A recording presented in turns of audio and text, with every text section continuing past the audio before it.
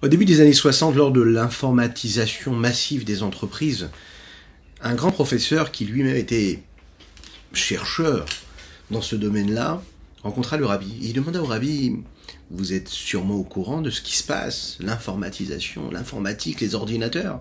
Qu'est-ce que vous en pensez? Puisque tout a une source dans la Torah et les mitzvot, quelle en est la source dans la Torah? Très intéressé de trouver un parallèle avec ce modernisme et la Torah. Le rabbi lui a dit comme ça, le parallèle on peut le trouver justement dans les téphilines. Les ordinateurs, il faut qu'il y ait une machine, une grosse machine, à laquelle sont reliées toutes les machines de la société, qui, elles, vont pouvoir puiser et se connecter l'une avec l'autre pour partager des informations. De manière beaucoup plus globale, c'est ce qu'on voit aujourd'hui avec Internet. Eh bien, les téphilines, lui dit le rabbi, c'est pareil. Chaque pièce de l'ordinateur a quelque chose à apporter, et toutes relient le même objectif. Les téphilines, on les met sur la tête et sur le cœur. Ils représentent les émotions et l'intellect. Dans l'intellect, nous avons toutes ces capacités intellectuelles, mais aussi ce qui donne l'ordre à tous les membres du corps de se mouvoir, de bouger, d'évoluer en fonction de ce qu'ils ont à faire. La grosse machine, elle se trouve dans ce cerveau-là. Et puis nous avons le cœur. Le cœur, ce sont les émotions, ce qui régit toute notre existence. Il faut que absolument les deux soient reliés. C'est la raison pour laquelle nous mettons les téphilines sur la tête et du côté du cœur, afin que tout ce que nous faisons avec la main, le cœur et la pensée et l'intellect soient toujours reliés avec ce lien direct que nous avons avec cette âme divine, cette mission que nous avons à accomplir ici-bas sur terre, nous attacher à Dieu. Boker Tov les Koulam. Bonjour à toutes et à tous, je suis infiniment heureux de vous retrouver en cette magnifique matinée que Dieu nous offre sur la terre, j'espère que vous allez bien. Nous étudions aujourd'hui, on le dit dès le départ, on l'étudie, on le dit pour le mérite de Aaron Ben Yosef qui nous soutient, voilà, pour ce rendez-vous quotidien. Donc un grand chazak à lui, qu'Akadosh Baruch Hu lui envoie une belle réussite, et on peut dire Amen ve Amen, dans tous les domaines de l'existence, dans la parnassa, dans l'éducation des enfants, dans la paix du couple, et dans tous les domaines matériels et spirituels. Je vous invite à partager, donc à liker et commenter cette publication, afin que nous soyons encore et toujours plus étudier cette Sainte Torah. Juste après ces quelques notes de Nigun, nous aborderons aujourd'hui le 6e chapitre de la Higeret à Teshuvah du Rabbi Shlomo Zalman de Liadi. Ashreinu matoiv chelkeinu manahim goraleinu Ashreinu matoiv chelkeinu manahim goraleinu Ay ay ay da da da da da da da da da da da ay ay Hay da da la ya ya ya da da la la ya ya ya da da la la ya ya ya ya ya ya Ashreinu matoiv chelkeinu umanahim goraleinu Ashreinu matoiv chelkeinu umanahim goraleinu L'chaim, l'chaim.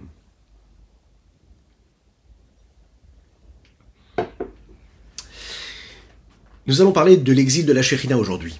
L'exil de la Shekhinah, c'est l'exil dans lequel nous nous trouvons. Ça n'est pas un hasard si nous étudions ce Pérec de Tanya en cette période des 3 semaines qui sont là pour commémorer ce que le peuple juif a vécu à travers la destruction du premier et second temple.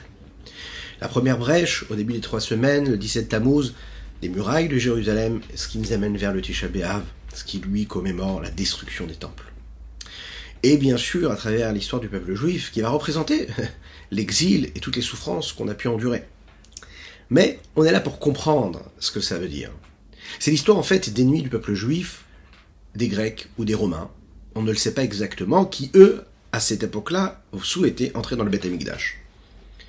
Ils souhaitent entrer dans le temple, mais ils n'ont pas le courage de le faire. Ils vont pour cela décider de demander à un juif de le faire. Mais pas n'importe quel juif, ils vont choisir un juif qui lui est assimilé. Et comme il est assimilé, ils se disent, lui va peut-être le faire. Ils décident de le soumettre à cette proposition, il accepte. Ce juif-là s'appelle, l'histoire nous dit, Yosef Meshita. Il lui dit, tu entres dans le Beth Amikdash, et ce que tu prendras de là-bas t'appartiendra. Prends ce que tu veux. Ce qu'ils voulaient faire, ils étaient conscients qu'il y avait une certaine sainteté dans ce lieu-là. Ils avaient peur d'entrer eux-mêmes. Ils se sont dit, on va envoyer un juif, on lui dit qu'il peut entrer pour prendre ce qu'il veut, et ensuite on saura un petit peu de quoi il s'agit et comment y entrer. Eux, ils se sont dit, ce juif-là va entrer, il va prendre un petit objet, une petite cuillère ou une fourchette, et il va sortir. Mais vous l'imaginez bien, lui, il décide d'aller directement vers les ustensiles du Beth Amikdash, qui sont les plus nobles et les plus chers. Vous l'avez compris, il va aller à cette époque-là vers ce qui est qui a le plus de valeur dans le Beth Amikdash. Il va vers ce que l'on appelle le candélabre en or, la Menorah Tazahav. Alors il faut savoir, hein, pour imaginer un petit peu, la Menorah, elle pesait 1 kikar d'or pur. Qu'est-ce que c'est un kikar? Un kikar, c'est environ 50 kilos. Alors imaginez, 50 kilos d'or pur, ce qui correspond aujourd'hui à une valeur de 2 millions de dollars environ. 2,5 millions de dollars, ou même plus aujourd'hui. Cet homme entre dans le Echal, et là, c'est l'endroit où vous imaginez, où les Kohanim, eux, servaient. Il n'y avait uniquement que les Kohanim qui avaient le droit de rentrer pour servir Dieu là-bas. Il prend la Menorah et il sort avec. Les ennemis du peuple juif voient ça. Il lui dit non, non, non, non, non, non, non, non, non. Cet objet-là, il est tellement magnifique, tellement beau, il est réservé pour le pouvoir. Hein, d'accord? Donc ça, tu vas pas pouvoir le prendre. Ça, tu nous le donnes, il est confisqué. Et toi, tu vas re-rentrer et tu prends quelque chose de moins important. Hein, faut rester raisonnable. Et là, Yosef Meshita, il dit non, pas du tout. Je ne rentrerai plus. Il lui dit, mais pourquoi tu veux pas rentrer? T'es déjà rentré une fois? Il dit non. J'ai déjà enfreint la loi. Déjà, j'ai mis Dieu en colère. Une fois, je le fais pas une deuxième fois. Ils insistent, et lui refuse. Ils comprennent pas. Il dit non, je rentrerai pas une deuxième fois. Vous imaginez un petit peu la suite. Il décide de le torturer, de le faire souffrir et de le tuer. Lorsqu'il est torturé, Yosef Meshita va crier, va pleurer, et il va dire quelque chose. Il ne va pas dire s'il vous plaît, sauvez-moi. Il va demander à Dieu de lui pardonner de l'avoir mis en colère la première fois déjà. Alors cette histoire-là, elle soulève quelques problématiques, et les deux essentielles problématiques qui se soulèvent ici, c'est première chose, pourquoi est-ce que les ennemis du peuple juif, à ce moment-là, vont choisir précisément un juif et ne souhaitent pas entrer eux-mêmes? Deuxième question, si Yosef Meshita a été capable, a été prêt à profaner une première fois ce lieu et à entrer dans le Beth Amikdash alors qu'il n'avait pas le droit de rentrer, pourquoi est-ce que ça lui a posé problème de rentrer une deuxième fois? La première fois c'était un problème, la deuxième fois ce n'était plus un problème. Pourquoi? Nous allons parler aujourd'hui justement de cette Galut Ashrina, l'exil de la Shekhinah, le secret de cela.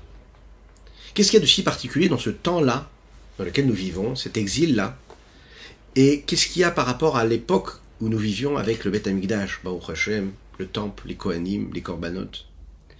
Comment est-ce qu'une faute d'un homme, plusieurs fautes ensuite, ont pu causer et engendrer l'exil de la Shekhinah?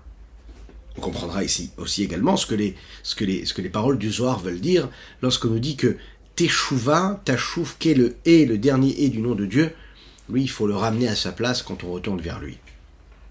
Pour comprendre ça, hein, et comprendre qu'est-ce que ça veut dire l'exil de la Shekhinah, on va prendre un exemple qui correspond à ce qu'est l'électricité. Le courant électrique.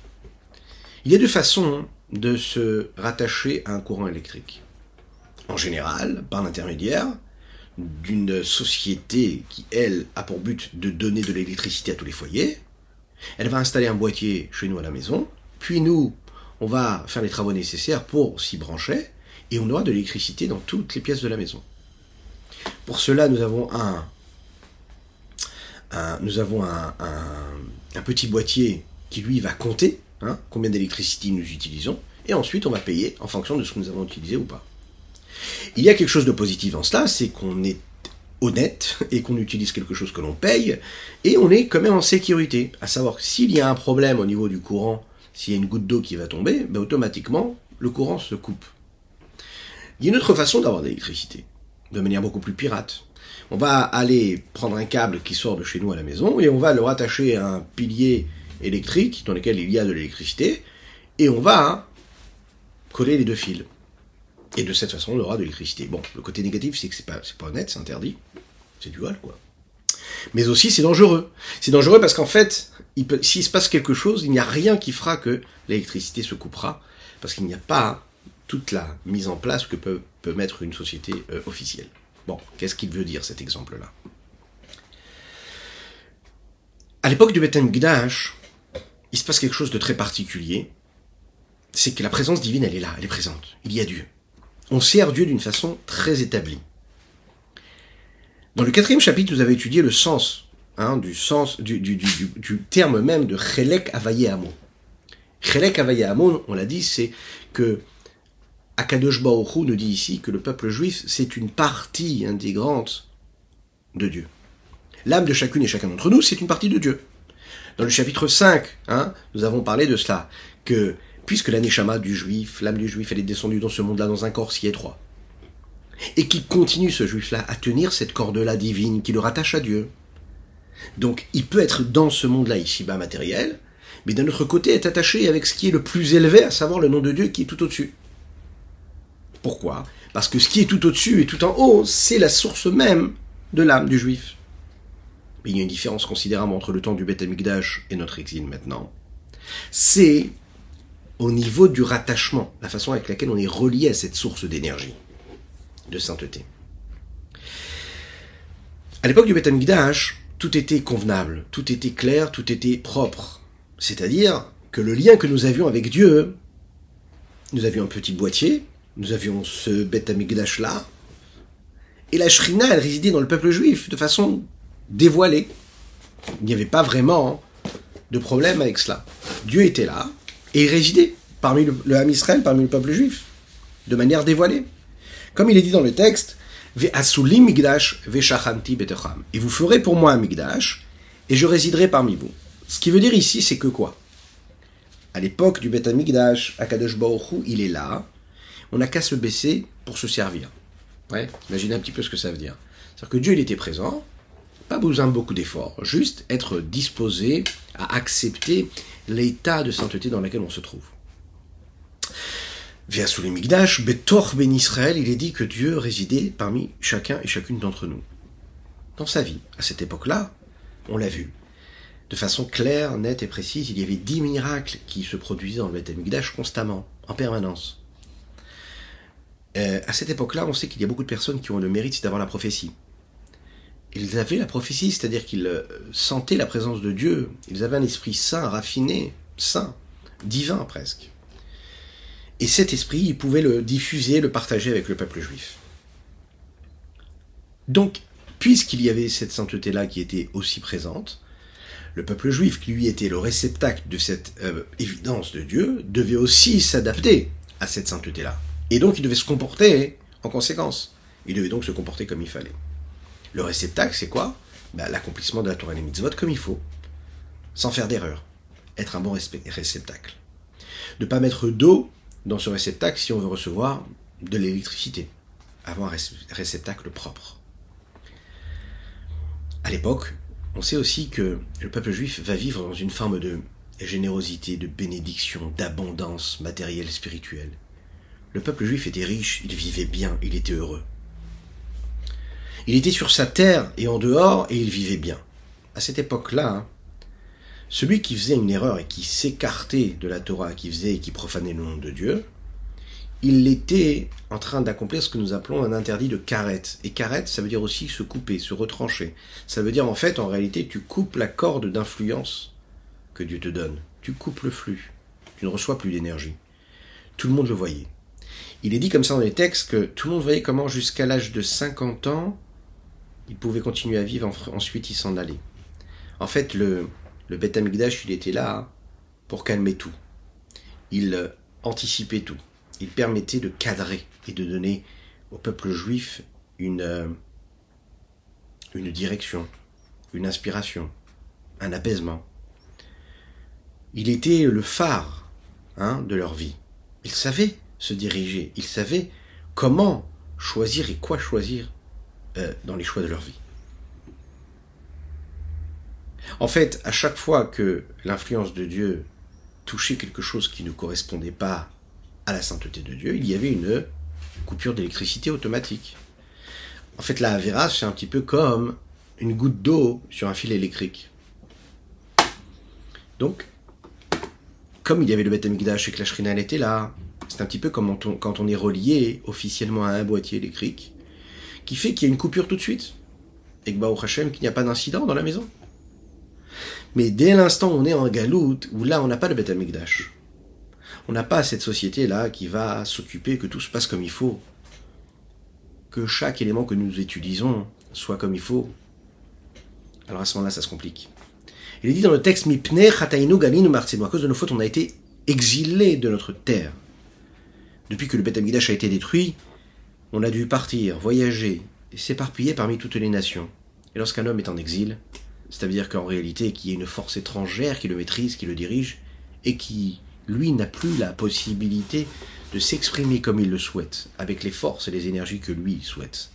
Encore plus que cela, souvent la force étrangère qui maîtrise la personne qui est en exil a la possibilité même de l'utiliser, d'utiliser ses forces complètement pour l'inverse. Pourquoi ? Parce qu'il est en exil, il en fait ce qu'il veut.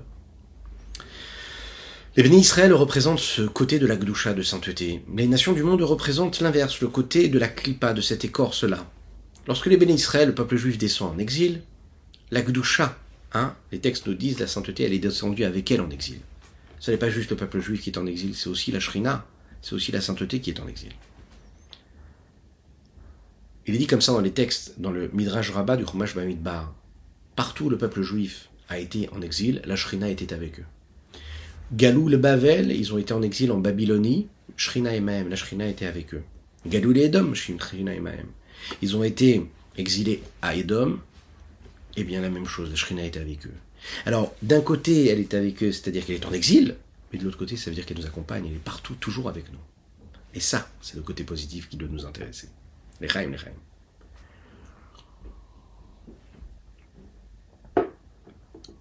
Jusqu'à l'exil, les Bénis Israël n'étaient pas soumis aux nations du monde, qui eux représentaient la Klippa, l'écorce, mais ils recevaient leur influence directement de la Gdusha, de la sainteté. En conséquence de quoi, quand ils accomplissaient la volonté de Dieu, ils recevaient automatiquement de la sainteté, de l'énergie saine, sainte.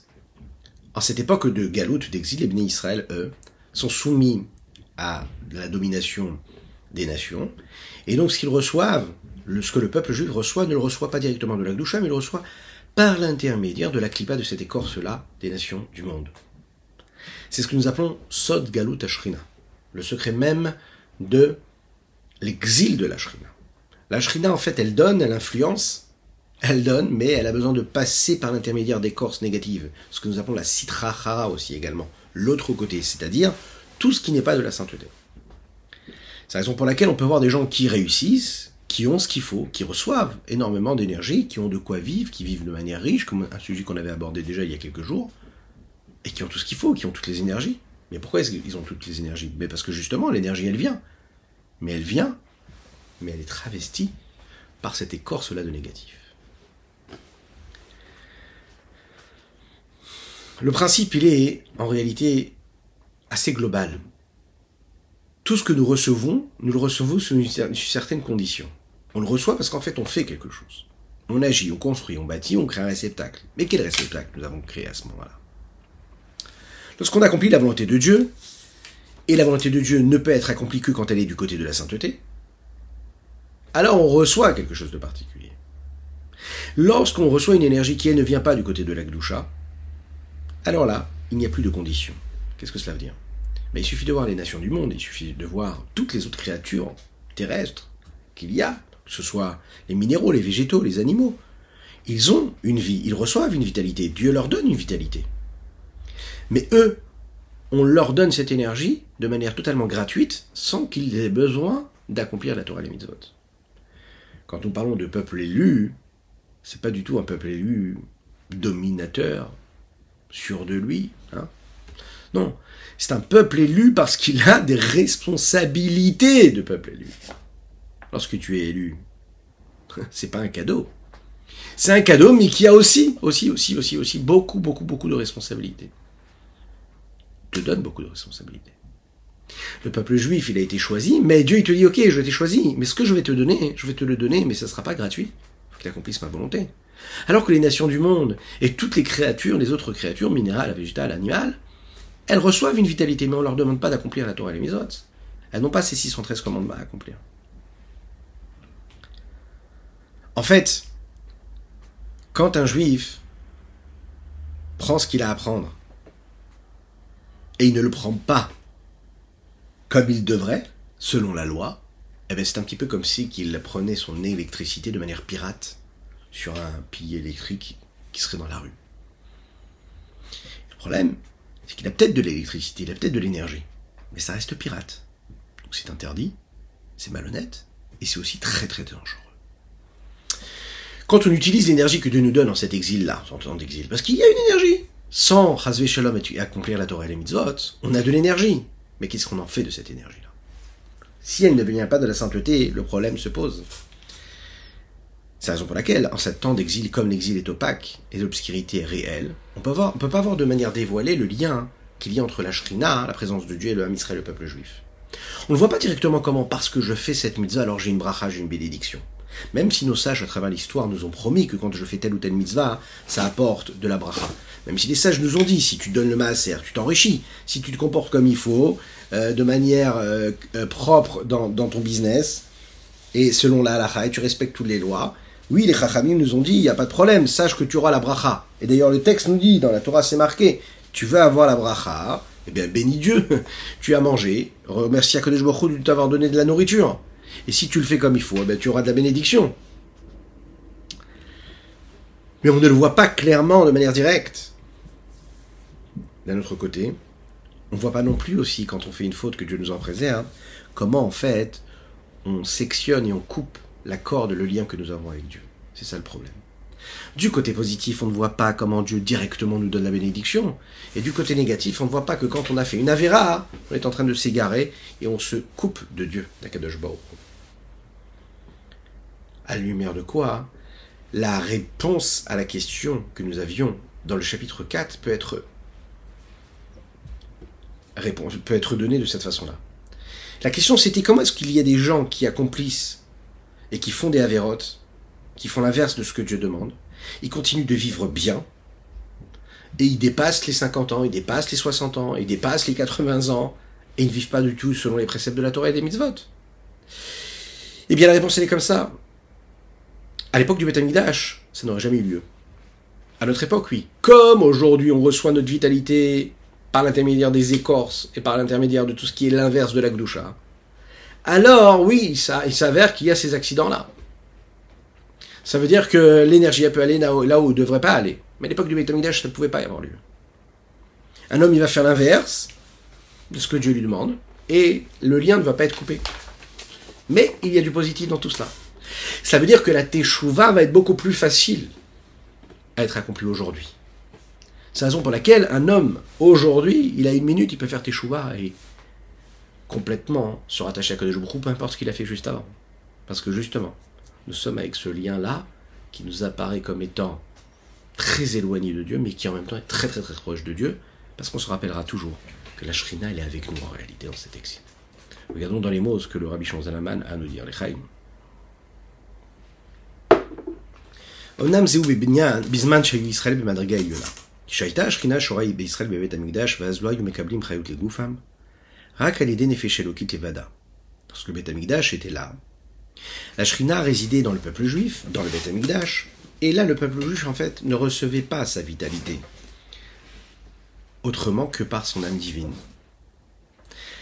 Et si c'était l'âme divine, donc elle recevait d'une manière beaucoup plus profonde. Et ce qu'elle recevait, c'est donc une influence de l'infini du Saint béni soit-il. Grâce à quoi? Grâce au nom de Dieu, Yudke Vavke.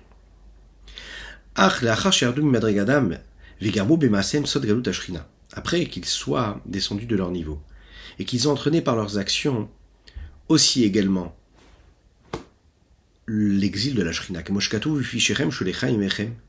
à cause de vos fautes, la Shrina, elle est venue aussi avec vous, elle est exilée aussi avec vous. À ce moment-là, l'influence du niveau du dernier et du nom de Dieu, Aniskarliel qui est rappelé plus haut, il est descendu. C'est descendu de niveau en niveau jusqu'à très très bas. Jusqu'à ce qu'elle puisse s'habiller dans l'influence des 10 séphirotes de la Kelipat Noga. Vous connaissez la Kelipat Noga, on en avait parlé. C'est l'écorce neutre, une énergie neutre avec laquelle on peut utiliser cette énergie ou pour quelque chose de positif ou de négatif, d'impur ou de pur, d'impur ou de saint.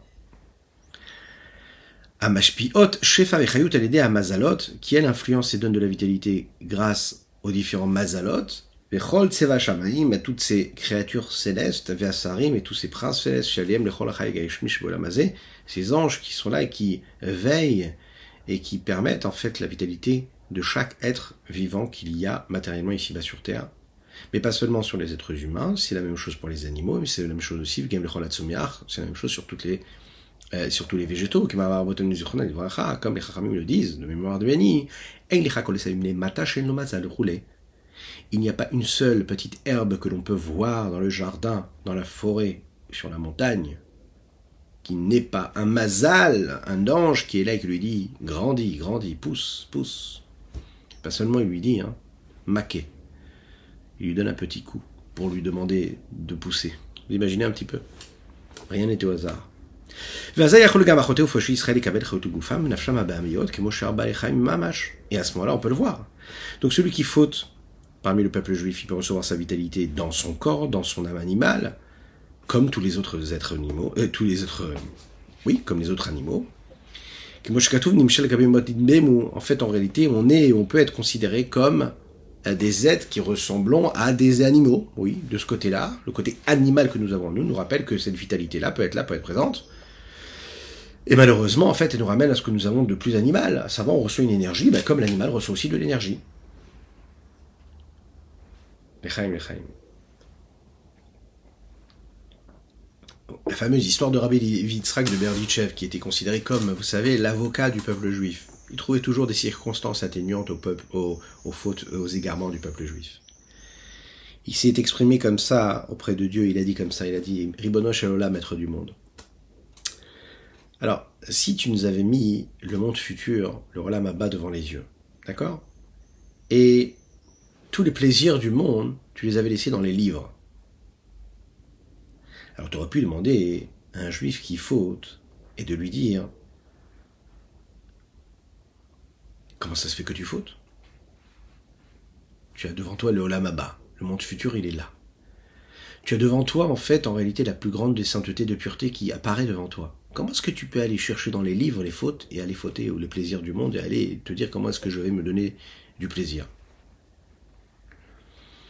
Tu marches dans la rue aujourd'hui, tu as les tentations du monde qui te disent « Génial, tu devrais acheter cette belle maison. Génial, lui, il a cette belle voiture, j'aimerais bien cette belle voiture. Génial, lui, il part en vacances, cette destination de vacances. Génial, moi aussi, je veux. » Tu peux convoiter, tu peux avoir envie, tu peux jalouser.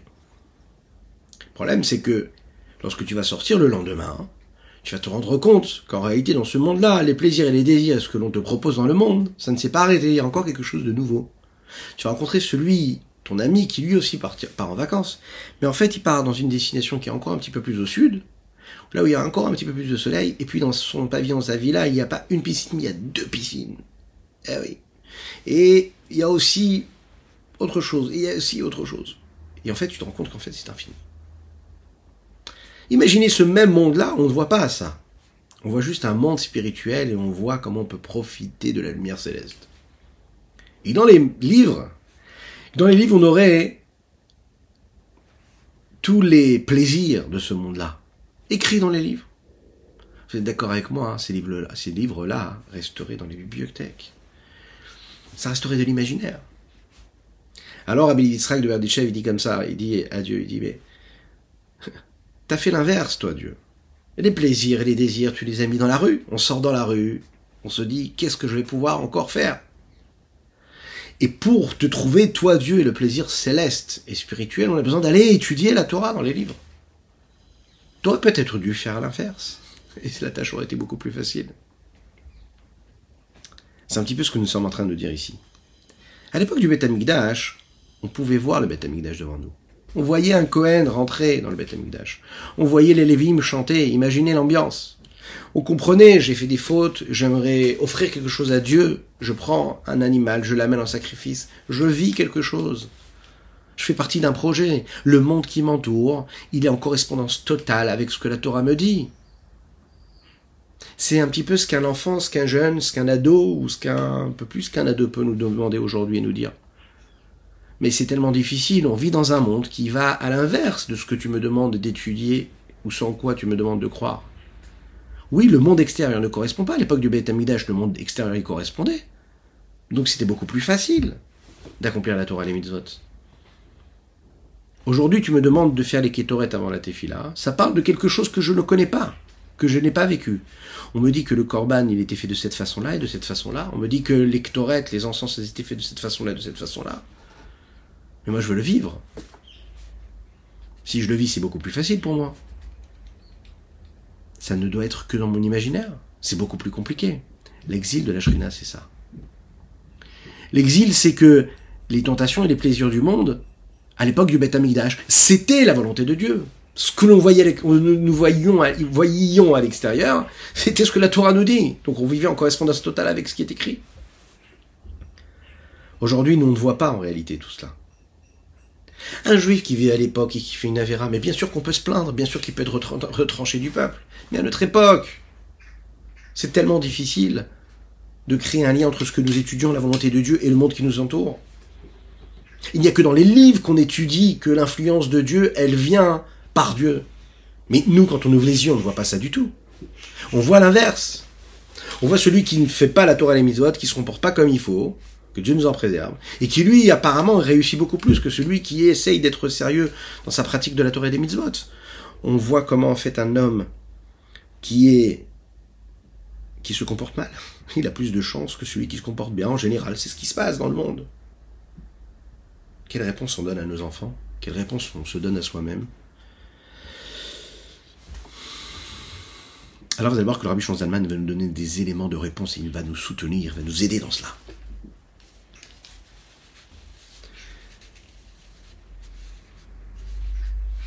La réponse, elle est que Dieu il a voulu nous donner une chance et un mérite. Ce que nous appelons la Bechira Chofshit, le libre arbitre, le libre choix. Qu'est-ce que c'est un véritable choix? Un véritable choix, c'est quand tu as la possibilité de faire et de ne pas faire, et tu fais. Parce que tu comprends qu'il faut que tu fasses. Et tu peux ne pas faire. Mais encore plus fort que cela. Le véritable libre arbitre, c'est quand il n'y a rien qui te pousse à choisir de prendre telle ou telle direction. Et le véritable libre arbitre et le vrai mérite que nous avons quand on fait un choix après ce libre arbitre, c'est quand on est justement dans une situation, dans une atmosphère, dans un état d'esprit, dans un monde qui nous entoure, qui nous envoie complètement l'inverse du message qu'on est censé choisir. Et que là on choisit quand même le bon message, et qu'on choisit quand même la bonne route. Ça, c'est la plus grande des récompenses. Parce qu'en fait, on a le libre arbitre, on peut choisir de ce côté ou de ce côté. Et le monde qui nous entoure nous envoie des signaux pour nous dire choisis à gauche, choisis à gauche, choisis à gauche, et nous on choisit à droite. Là, le mérite, il est exceptionnel. Et ça, la pureté, la sainteté, la pureté, l'authenticité, l'intégrité, l'innocence d'un enfant, d'un jeune, même d'un ado, ou même d'un adulte qui lui découvre la Torah, eh bien elle le sait, elle le comprend, elle le saisit. Elle le saisit parce que la force de la sainteté, c'est quelque chose qui nous dépasse. Qui fait que, oui, en réalité, on peut vivre dans un monde qui est un monde de mensonges, mais la vérité vraie, on la connaît tout au fond de nous-mêmes. Elle est présente et elle ne disparaît jamais. Chaim et Chaim.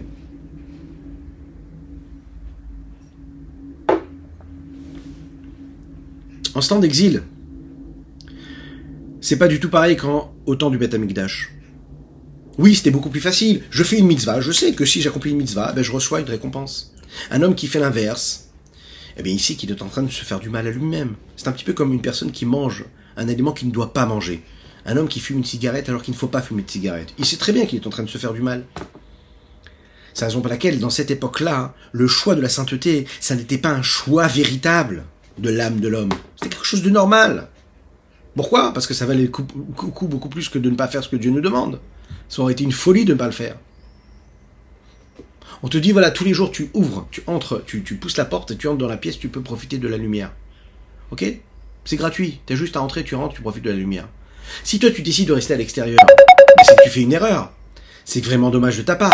Tu perds du temps, tu perds de l'énergie, et c'est vraiment dommage. Si tu décides, en ce temps d'exil, là, il n'y a pas de porte. Tu ne peux pas entrer. Il n'y a pas de lumière. Tu restes dans l'obscurité. Dans cette obscurité, tu choisis, toi, de transformer l'obscurité en lumière. Waouh. Ça, a du mérite. En ce temps d'exil, un homme, il doit choisir entre ces deux possibilités. La vérité divine, face à ce que le monde lui offre. Son identité profonde face aux intérêts extérieurs et superficiels. Le sens qu'il doit donner à sa vie, comme on l'a développé hier, ou les profits et les plaisirs de cette vie-là. Bien sûr, il aurait été beaucoup plus intéressant de faire a priori l'inverse de la volonté de Dieu et de recevoir ce que le matériel nous donne, ce que le monde nous offre. A priori. Mais l'homme, il choisit non. Il dit non, c'est pas grave. Si je ne profite pas de la vie, si c'est compliqué pour moi de subvenir à mes besoins, qu'Hachem me donne la bracha à tout le monde, et que ce soit jamais difficile, mais que j'avance dans l'évolution, dans ma connexion à Dieu et dans l'accomplissement de la volonté de Dieu et que je réussis à accomplir ma mission ici-bas sur Terre, et que je choisis ça, alors à ce moment-là, je ne suis pas comparé ni Mshal Kabehemot, ni Démon, je ne suis pas comparé à cet animal qui lui reçoit son énergie comme ça. Mais je reçois une énergie que moi j'ai choisi de recevoir. Je suis un homme, et j'ai le libre arbitre, j'ai choisi. De manière beaucoup plus globale. C'est un petit peu ce qu'il y a à travers le peuple juif, à travers son histoire. C'est qu'à l'époque, comme par exemple de David Ameller, de Shlomo Ameller, nous n'acceptions pas, dans le peuple juif, de conversion. Pourquoi ? Parce qu'à cette époque-là, le peuple juif, il était tellement béni, il recevait tellement, c'est-à-dire qu'aux yeux du monde et de toutes les nations, c'était le peuple le plus riche, c'était la nation la plus belle, la plus harmonieuse, la plus heureuse, tout se passait bien, il y avait une bénédiction céleste phénoménale. À tel point que même les nations du monde, tous les pouvoirs qui étaient en place envoyaient des cadeaux à David Ameller ou à Shlomo Ameller. Donc tout le monde constatait, tout le monde pouvait voir la présence de Dieu. Donc à cette époque, c'était trop facile. Tout le monde voulait se convertir. Ben oui, tout le monde voulait se convertir parce qu'en fait, tout ce qui était en place, c'est une bénédiction totale. Donc en fait, le choix, il était biaisé. Pourquoi est-ce que tu te convertis ? Ben parce que tout va bien. Parce que ça vaut le coup de se convertir. Donc, les chachamim, les sages, n'acceptaient pas la conversion. Parce que c'était pas une conversion qui était sincère. Un véritable guerre tzedek, un véritable converti, c'est celui qui il ne vient pas parce qu'il comprend que c'est bien et que c'est sympathique, mais il vient parce qu'il a compris qu'il doit s'attacher à Dieu, qu'il décide vraiment de changer complètement de vie. C'est la raison pour laquelle aussi le judaïsme, ça n'est pas du tout une religion qui est là et qui cherche à convertir. Pas du tout prosélyte. On n'est pas là pour attirer les autres nations. Non. Celui qui veut venir, il vient. Il y a une démarche véritable qui doit être sincère. Et là, à ce moment-là, il va recevoir son âme juive. Mais ce ne doit pas être pour un intérêt particulier. Sinon, c'est pas une véritable conversion. Au contraire, Ve'adraba, regardez. Yeter se'et ve'eteros, et avec beaucoup plus de force et de puissance. Lechaim, lechaim.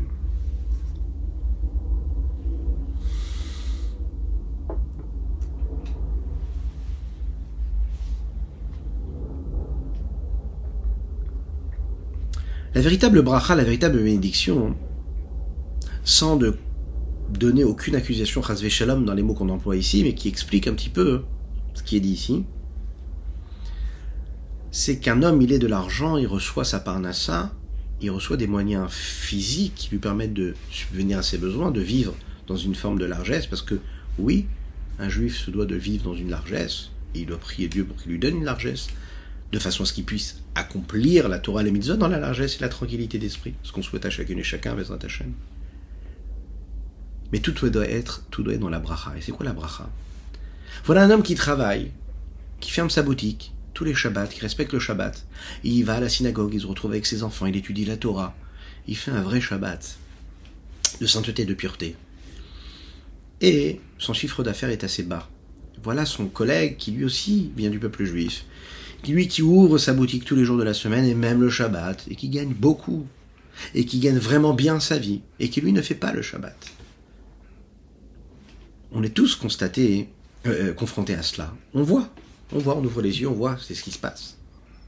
Dans le même esprit de ce que nous avons développé en bas, tout à l'heure, et ce que nous voyons ici aussi, et ce que nous allons voir dans les mots du Rabbi Shlomo Zalman. Peut-être que tu vas gagner beaucoup. Mais la bracha, c'est pas combien tu vas gagner, c'est que va devenir cet argent-là. Ah, tu vas l'investir, mais que va devenir le bien dans lequel tu as investi? Il va servir à quoi? Il va servir à qui? À la fin du fin, quand on allait faire de la fin, quand nous allons faire les comptes, que ce soit par rapport à toi, par rapport à tes enfants ou tes petits-enfants, à quoi aura servi cet argent-là? Quelle bénédiction il y a eu dans cet argent-là? Un juif, il ne peut pas réfléchir selon la quantité. Il doit réfléchir selon la qualité de ce qu'il a dans les bras, dans les mains. Il suffit de regarder, pour ceux qui vivent en Europe, toutes ces personnes, ces juifs-là, qui ont été riches à travers l'histoire du peuple juif, qui possédaient des rues entières, des immeubles entiers en Europe, et qui, à travers les années, ils ont été spoliés, disparus. Sans jugement aucun, cela ne veut pas dire qu'ils ont été spoliés parce qu'ils avaient, que Dieu m'en préserve de dire cela, de juger quoi que ce soit. C'est qu'en fait, on montre bien ici que tout ce qui est matériel, ça ne peut du tout, et pas du tout être un but en soi. Pas du tout. La seule chose qu'un juif il doit essayer de faire, chercher à faire, c'est bien sûr de vivre bien, matériellement, d'avoir de l'abondance, mais de la manière la plus cachère, afin que tout ce qu'il est en train de construire et bâtir, ce soit dans la sainteté, dans la pureté, ce soit quelque chose de cachère. Et dès l'instant où c'est quelque chose de cachère, alors à ce moment-là, l'abondance qu'il reçoit, c'est de l'abondance qui vient, une abondance de sainteté. Donc elle ne va produire que quelque chose de kadosh, que quelque chose de saint. Et même si lui, il va perdre son investissement alors qu'il s'était comporté comme il faut dans la Gdusha, etc., que Dieu nous en préserve, qu'il permet, ben c'est parce que Dieu il aura voulu engendrer, créer et susciter quelque chose qui va être engendré parce qu'à ce moment-là, il va perdre cet argent-là, ou bien parce qu'il ne va pas avoir ces clients-là. C'est la raison pour laquelle celui qui étudie la Torah, celui qui prie à Kadosh Baruch Hu, celui qui travaille sur sa confiance en Dieu, sur sa foi en Dieu, il n'a pas de problème. Parce qu'il choisit à ce moment-là de prendre Dieu et de le rendre son associé dans sa vie. Donc il ne peut pas m'arriver quelque chose de négatif parce que Dieu il est avec moi. Dès l'instant où Dieu il est avec moi, peu importe ce qui m'arrive, que je gagne ou que je perde, je suis toujours en train de gagner parce que je suis dans le projet divin. C'est Dieu qui crée le monde, qui donne à manger aux petits oiseaux dans la rue. Ok, donc il se soucie aussi de moi. Dès l'instant où je commence à réfléchir, à me regarder dans le miroir et réfléchir et analyser et vivre ma vie de juif, et de pratiquer ou de ne pas pratiquer, que Dieu nous en préserve, et d'avoir des calculs qui dépendent de ma volonté à moi, de mes choix à moi, et je mets Dieu de côté, alors à ce moment-là, je suis géré et régi par des lois qui sont totalement autres, et que l'on gagne ou que l'on perde. À la fin et au bout du bout, la question ce sera, est-ce que tu as été connecté à ce moment-là à la sainteté ou pas? Faisons les bons choix. La véritable bracha, c'est que ce que nous avons, ce que nous recevons, cette influence, cette lumière, ce soit de la bénédiction, que cela serve pour des bonnes choses, pas pour des choses négatives, pas pour réparer, pas pour corriger, mais pour construire et bâtir, toujours. Al-Pi me voir mi Zohar HaKadosh Parashat Pekudei par rapport à ce qui est dit dans le Zohar HaKadosh, sans Zohar, dans la Parashat Pekudei. Shebekol, Shefa Vechayutan Ishpale Adam Atarto Meshav Vergesh Oseh Rabbeinu Hashem, dans ça, qu'influencer à la vitalité qui est donnée à l'homme inférieur au moment où il est en train de faire quelque chose qui est mauvais aux yeux de Dieu. C'est Odibedibur Beru Avera Vechule, que ce soit quand il parle, ou bien quand il a juste une pensée de Avera. Il reçoit cette vitalité. Akol, Ishpal, Omer, Halotasitracha. Tout lui vient de quoi? De ces palais-là. De la citracha de l'autre côté. Oui, d'une énergie, mais qui est l'énergie de l'autre côté, qui est l'autre côté, qui est l'inverse de la sainteté. À me voir, Imsham Zohar HaKadosh, qui sont décrits et expliqués dans le Saint Zohar là-bas. L'homme,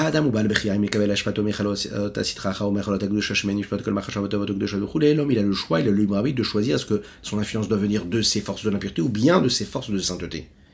d'où viennent toutes ces pensées bonnes, saintes, etc. On sait que Dieu, il a fait l'un face à l'autre, le côté positif, face au côté négatif, l'impureté, face à la côté de la sainteté. À toi de choisir si tu veux aller puiser dans l'énergie de l'impureté ou de l'énergie de la sainteté.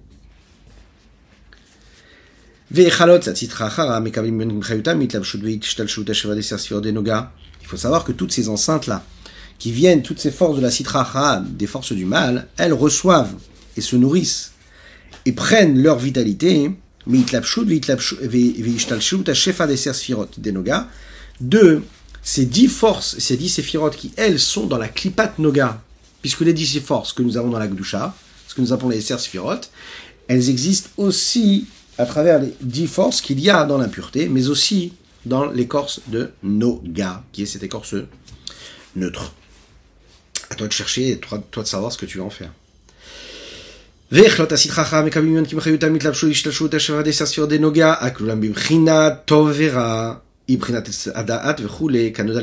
ceux qui connaissent et qui maîtrisent la sagesse de la Kabbalah, ils le savent. Tu peux chercher, tu peux recevoir, tu peux t'abreuver, tu peux te nourrir d'une énergie, mais d'où ça vient? Si ça vient de Noga, alors à ce moment-là, c'est bien et mal. Qu'est-ce que tu vas en faire? À toi de savoir, à toi de décider. C'est l'histoire d'un roi qui vient avec toute sa cour, avec ses ministres, avec ses représentants, les représentants du gouvernement. Ils arrivent quelque part dans un pays, et là, ils rencontrent d'autres pouvoirs qui sont en place, et là, à ce moment-là, on se rend compte qu'en fait, le roi est là, il y a toute sa cour, tous ses ministres, tout le monde va vers les différents ministres, mais personne ne va vers le roi. Au fond, il y a un petit ministre qui est là, et qui voit ce qui est en train de se passer. Il comprend, il se dit oui, si personne ne va voir le roi, c'est parce qu'en ce moment le roi est en difficulté, et donc tout le monde préfère aller voir les ministres, parce qu'ils se disent, bon, en ce moment c'est eux qui sont forts, alors je vais aller les voir. Seulement on parle ici pas d'un président, on parle d'un roi. Et le roi, lui, ne bouge jamais. Lui, il va voir le roi. Pourquoi est-ce qu'il va choisir le roi? Vous savez pourquoi?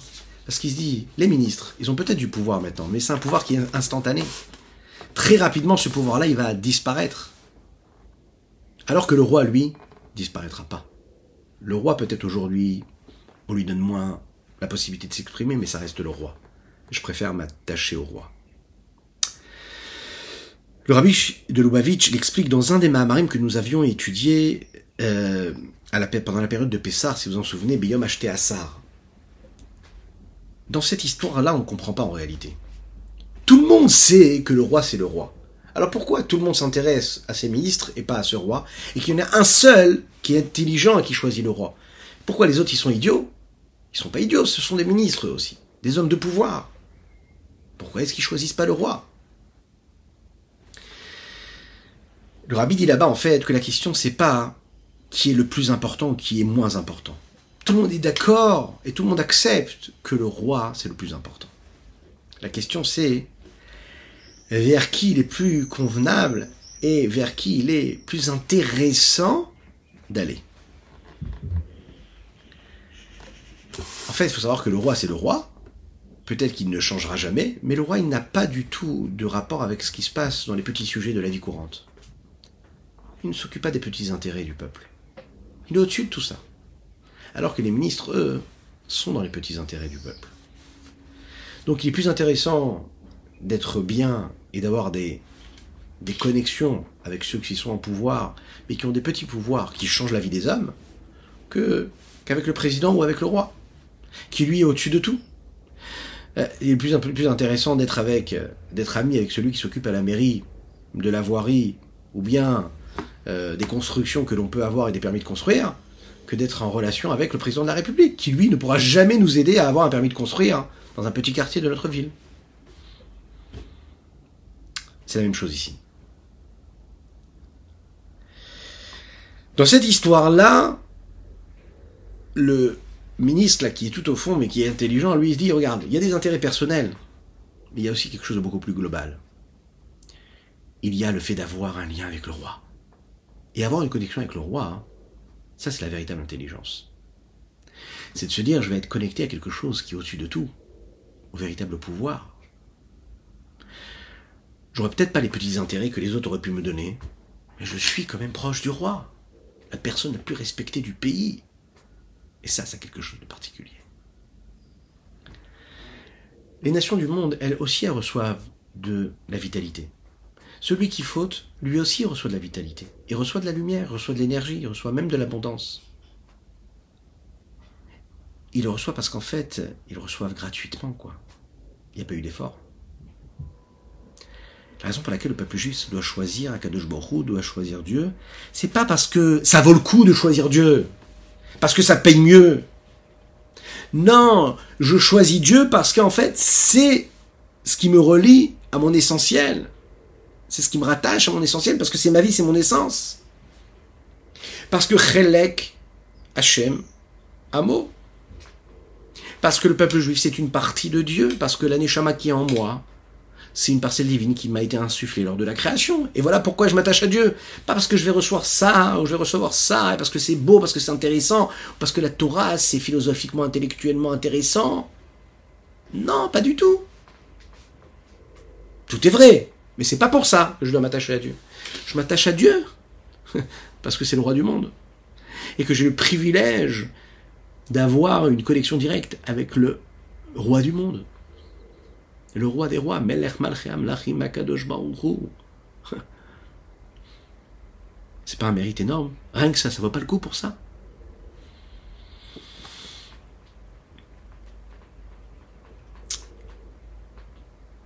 Mais, qu'est-ce qu'il nous reste à faire maintenant?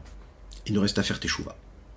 Quand on prend conscience de cela, on prend conscience aussi des fautes. Est-ce que qu'elles font les fautes? Eh bien, les fautes, elles nous séparent de ce lien-là que nous avons avec Dieu. Les Chaim. Et on va conclure avec ça le Tanya d'aujourd'hui et de demain Shabbat. והנה יעקב חבל נחלת כתיב, על דרך משל כמו חבל שראשו אחד למעלה וראשו השני למטה, אם ימשוך אדם בראשו השני, ינענע וימשך אחריו גם ראש הראשון כמה שאפשר לו להימשך. Nous en avons parlé, la corde elle est en bas, mais elle est aussi en haut. Si je bouge en bas, ça bouge en haut. C'est ce qui se passe avec la source de l'âme de l'homme et sa source qu'il y a dans le niveau du dernier et inférieur du nom de Yud Kevavke qui est rappelé plus haut en Iskariel. Quand je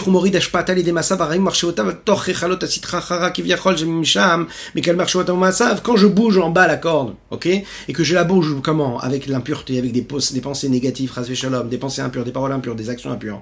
Eh bien là-haut, qu'est-ce que je fais? Je bouge aussi une corde. Je bouge l'extrémité de la corde, c'est-à-dire la corde de la vitalité, de la source des énergies. Mais je bouge quoi? Ben je bouge la source de l'impureté. Donc qu'est-ce que je reçois? Je reçois de la vitalité, mais la vitalité qui est impure. C'est la raison pour laquelle il reçoit ce qui a été engendré, parce que c'est lui qui est en train de mettre en mouvement tout cela. Et c'est ce qu'ils disent ici les Chachamim, de mémoire bénie, les sages. Il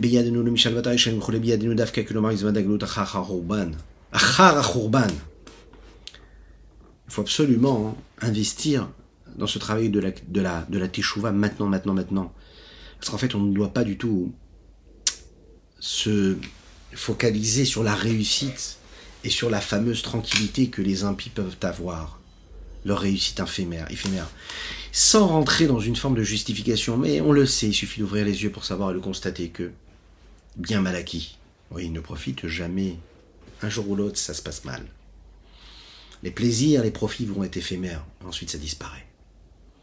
Ça disparaît de manière personnelle, ou sinon dans le cercle familial, ça crée un chaos. Si c'est pas sur le niveau familial, c'est le niveau social, niveau humain, à tous les niveaux. On le sait. Oui, de manière éphémère, on peut profiter de quelque chose d'interdit, mais ensuite, ça ne tient pas. C'est la raison pour laquelle on dit que la Shrina, elle est en exil. Elle est en exil parce qu'elle se retrouve à devoir donner de l'énergie, de la vitalité, de la lumière à des forces négatives. Et lorsque l'homme fait teshuva convenablement à la zaïm, et quand l'homme fait teshuva, qu'est-ce qu'il fait? Il ramène l'énergie de la shrina à sa place. Il a fait partir de toutes ces mauvaises pensées, ces mauvaises actions qu'il a pu avoir grâce à la teshuva. Et la teshuva, c'est pour ça qu'elle a un pouvoir phénoménal. C'est là, ramène le dernier et de Teshuv He, le dernier E, Tashuv E, ramène le E du Yud Kevavke, du nom de Dieu, ramène à sa place. Miprinat Galout, parce qu'en réalité, elle est dans un état d'exil, comme il est dit, Hachem, ton Dieu, il te ramènera. Ça veut dire quoi, il te ramènera avec Shevutecha, son ton retour? Kelomar im shevutecha. Avec ton retour, avec ta teshuva. Il n'y a pas dit ve'eshiv, il y a marqué ve'shav. C'est l'histoire d'un Talmid Chacham, un grand sage, qui avait l'apparence d'un sage.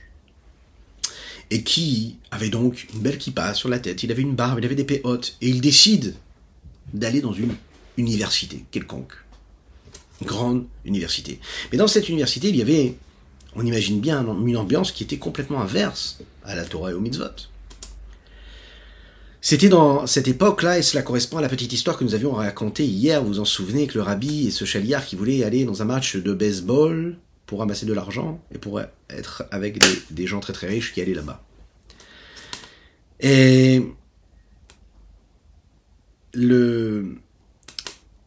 donc il voulait aller dans cette université. Et là le rabbi lui a parlé, il lui a écrit plusieurs lettres. Et parmi toutes ces lettres, il lui a écrit comme ça, il lui a dit, sache une chose, que comme toi tu es un ancien chassid du rabbi précédent, le rabbi Yosef Yitzhak, partout où tu vas, tu prends le rabbi avec toi. Et donc, lorsque tu vas aller dans cette université-là, tu prends avec toi, à côté de toi, si l'on peut dire, le rabbi Yosef Yitzhak. Donc, ça te doit choisir. Si tu le fais, sache que, automatiquement, tu es en train de dire que tu veux te détacher quelque part du lien que tu as avec le rabbi Yosef Yitzhak. Si tu veux garder ce lien-là,